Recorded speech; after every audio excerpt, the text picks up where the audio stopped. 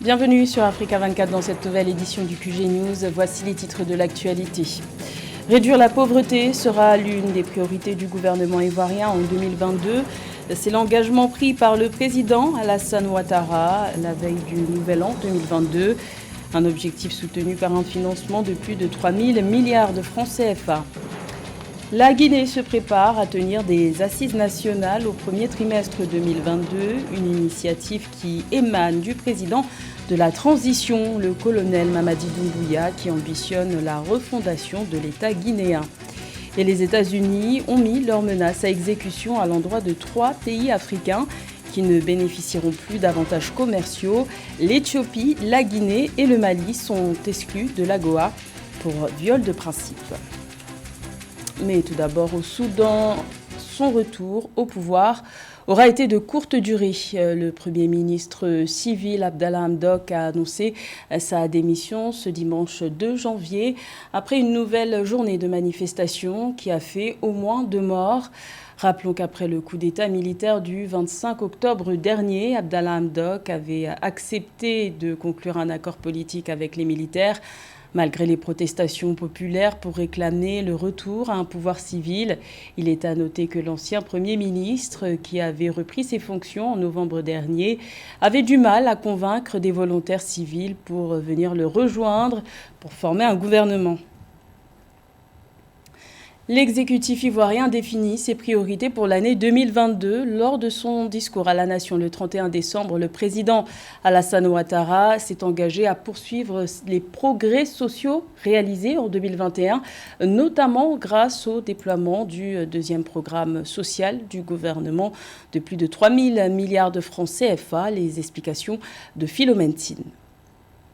Le gouvernement ivoirien entend intensifier et poursuivre les actions entamées dans le cadre de la réduction de la pauvreté au titre de l'année 2022. Doté d'un montant de 3 182,4 milliards de francs CFA, le deuxième programme social du gouvernement 2022-2024, qui sera lancé courant du mois de janvier, doit permettre la transformation de l'économie ivoirienne. C'est ce qu'a annoncé le chef de l'État Alassane Ouattara dans son adresse à la nation le 31 décembre 2021. Nous devons aller encore plus loin et plus vite dans la transformation de notre pays et l'amélioration des conditions de vie. Nous allons amplifier la modernisation de notre agriculture, réduire le coût de la vie et accélérer l'industrialisation de notre pays, ainsi que l'accès des populations à l'éducation, à la santé et à un logement décent, à un coût abordable. La transformation de l'économie, l'emploi des jeunes et des femmes, la bonne gouvernance et la lutte contre la corruption, telles sont les priorités du gouvernement ivoirien pour 2022. Selon l'exécutif, l'économie poursuivra sa dynamique de résilience avec un taux de croissance projeté à environ 7%. Un accent particulier sera mis sur l'emploi de nos filles et de nos fils. Nous mettrons en place un programme pour accompagner et promouvoir le financement de nos PME, de nos start-ups et de nos jeunes entrepreneurs. Nous soutiendrons davantage l'autonomisation de nos sœurs et de nos filles. Revenons sur les acquis de l'année 2021. Le président Alassane Ouattara a déclaré que sur le plan infrastructurel, plusieurs projets ont été initiés. Les travaux s'étendront jusqu'à la fin de cette année. Dans l'énergie, environ 250 000 ménages ivoiriens ont bénéficié en 2021 du programme Électricité pour tous.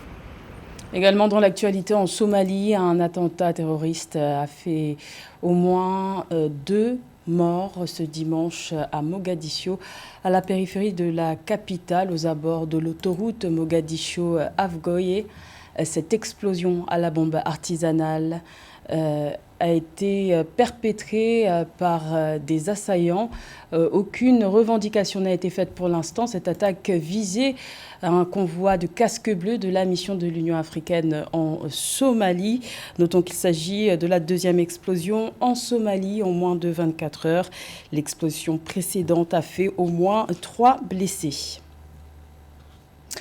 C'était une première pour le colonel Mamadi Doumbouya, le président de la transition guinéenne, qui a prêté serment en octobre dernier a tenu son premier discours à la nation du Nouvel An le 31 décembre, une allocution durant laquelle il a annoncé la tenue d'assises nationales dénommées Journée de vérité et de pardon qui se tiendront au premier trimestre 2022. Plus de précisions avec Joël Ballot. Pour son premier discours en tant que dirigeant de la République de Guinée, Mamadi Doumbouya a fait l'annonce de la tenue entre janvier et mars 2022 d'assises nationales dénommées Journée de vérité et de pardon. L'objectif recherché, bâtir un état de droit pour un avenir commun. Je vous annonce que courant le premier trimestre 2022, nous organiserons sur toute l'étendue du territoire national et dans nos ambassades à l'étranger des assises nationales dénommées Journée de vérité et pardon. Ces journées permettront de cerner l'ampleur et le contour du vaste sentier de construction de notre union sacrée. Pour créer un État inclusif, impartial, au service de tous, le colonel Mamadi Doumbouya opte pour la mise en place d'un Conseil national de transition. Ce dernier devra proposer aux différentes forces politiques et sociales une nouvelle constitution adoptée par référendum qui sera le socle de l'État de droit qu'est la Guinée. La détermination pour ce pays est sans limite. Je vous garantis que le temps des errements est terminé. Le temps des saignées de toutes sortes est révolu. Le rôle qui m'est dévolu, c'est de conduire cette transition au terme de laquelle nos larmes auront tari, nos rêves réfleuris, nos cœurs seront apaisés et nos conflits dissipés. En clôture de son adresse, le chef de l'État guinéen n'a pas manqué d'inviter chaque citoyen à soutenir le Sili national qui participe à la CAN au Cameroun et à plus de vigilance et de protection face à la nouvelle flambée des cas de Covid-19. Réduire le taux de chômage des jeunes est l'une des priorités du gouvernement gabonais et pour cause. Le Gabon possède l'un des taux de chômage chez les jeunes les plus élevés d'Afrique subsaharienne.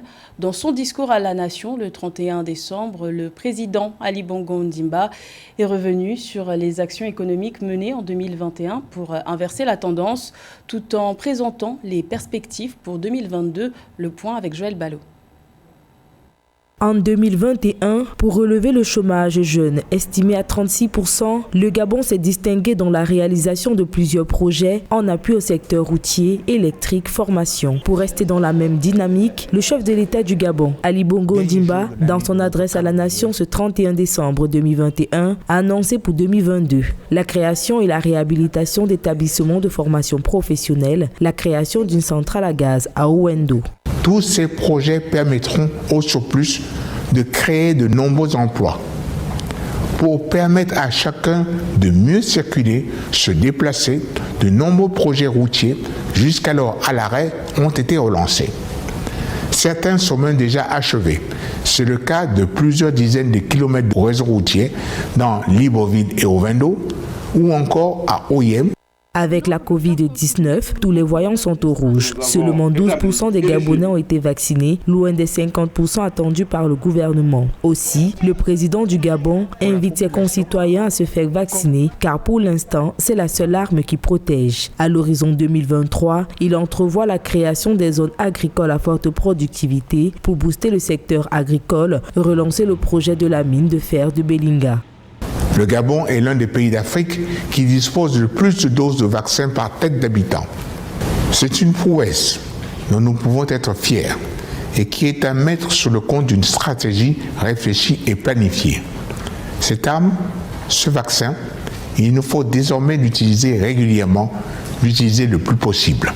Sur le plan diplomatique, le chef de l'État a annoncé l'intégration probable du Gabon au sein du Commonwealth en 2022. À titre de rappel, dès le 1er janvier 2022, le Gabon, pour les 2 années à venir, siège au Conseil de sécurité des Nations Unies où il a été élu en qualité de membre non permanent. La République démocratique du Congo, pays prospère en 2022, c'est l'objectif affiché par le président Félix Tshisekedi le 31 décembre lors de son discours à la nation du Nouvel An. Le chef de l'État congolais, au pouvoir depuis janvier 2019, a réitéré son engagement en faveur de ces projets de développement et du bien-être de la population. Les précisions de Mildred Diamou. Plan de relance économique, développement social, sanitaire et environnemental, le président Félix Tshisekedi réaffirme son engagement à œuvrer en faveur de ces projets en vue de faire de la République démocratique du Congo un pays prospère en 2022. C'était au cours de son message à la nation du Nouvel An, dressé le 31 décembre 2021. J'aimerais par ces vœux vous réitérer l'engagement que j'ai pris devant l'Assemblée nationale et le Sénat réunis en congrès, qui est d'œuvrer dans le sens de rendre à la République démocratique du Congo ses lettres de noblesse. C'est uniquement par la conjugaison de nos efforts à tous que nous y parviendrons et que nous ferons de cette terre richement bénie un réel havre de paix, de prospérité et de progrès social. Je resterai toujours proche de vos préoccupations et tâcherai d'y répondre durablement, dans le cadre notamment du programme de développement à la base des 145 territoires. Des projets de sécurité, d'éducation, de bonne gouvernance, d'autonomisation des femmes et jeunes, d'amélioration des conditions de vie des populations, de santé, de renforcement des partenariats ont véhiculé le discours du chef de l'État congolais. Le président Tshisekedi a appelé à redoubler d'efforts dans la protection des droits des femmes au milieu de l'insécurité grandissante dans le nord-est du pays.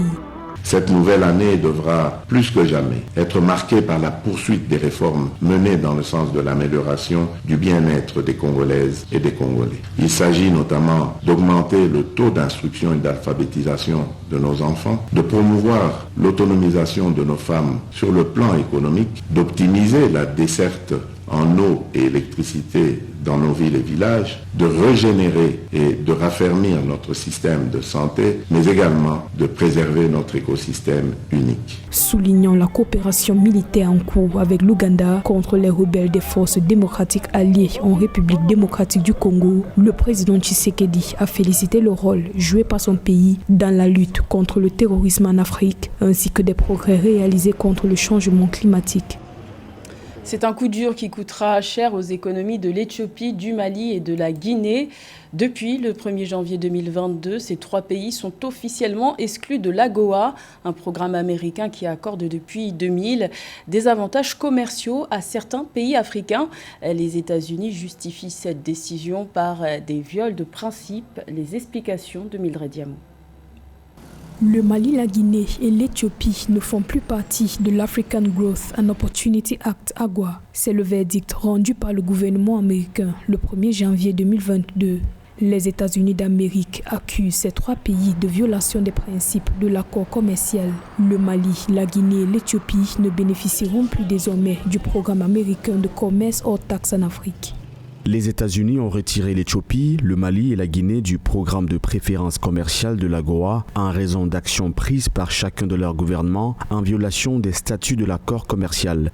La décision du gouvernement américain fait suite à la menace du président Joe Biden en novembre 2021 d'exclure le Mali, la Guinée et l'Éthiopie de l'accord commercial AGOA en raison des violations des droits humains et des récents coups d'État dans ces pays. Les États-Unis se disent préoccupés par les changements anticonstitutionnels et par les violations flagrantes des droits humains perpétrées selon eux par le gouvernement éthiopien et d'autres parties du conflit qui s'étendent dans le nord du pays.